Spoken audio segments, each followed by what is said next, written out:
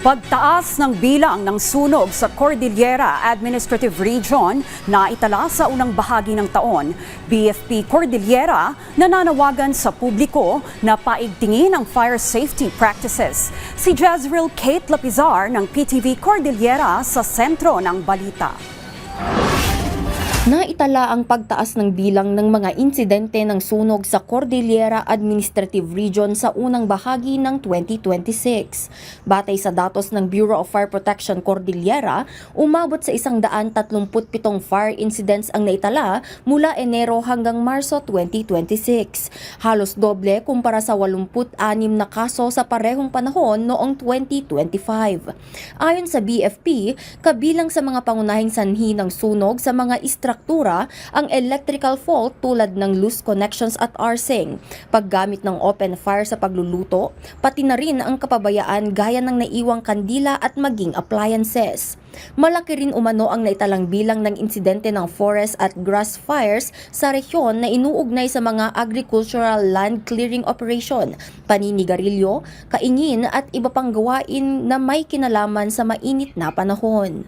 Mabalin siguro nga masuruan tayo dagiti kakadwa tayo nga manalon nga ada tayo awawagan tayo nga controlled fires tapno tikas takot urnungan da dagiti rurot nga dinaldalusan da iti may nga lugar tapos tapno nalaka nga mabantayan da po.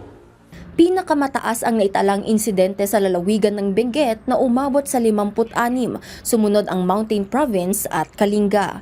Dahil dito, muling nananawagan ang BFP sa publiko na paigtingin ang pag-iingat at gawing bahagi ng araw-araw na gawain ang fire safety practices, lalo na ngayong panahon ng bakasyon at tag-init kung kailan mas mataas ang banta ng sunog.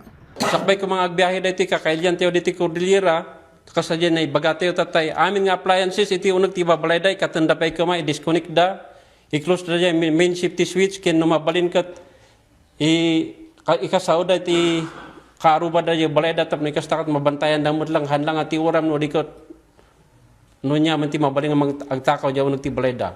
Patuloy namang isinusulong ng ahensya ang mga programang pangkaalaman at paghahanda upang mabawasan ang insidente ng sunog at maprotektahan ang buhay at ari-arian ng mga mamamayan sa rehiyon. Jezreel Kate Lapizar para sa Pambansang TV sa Bagong Pilipinas.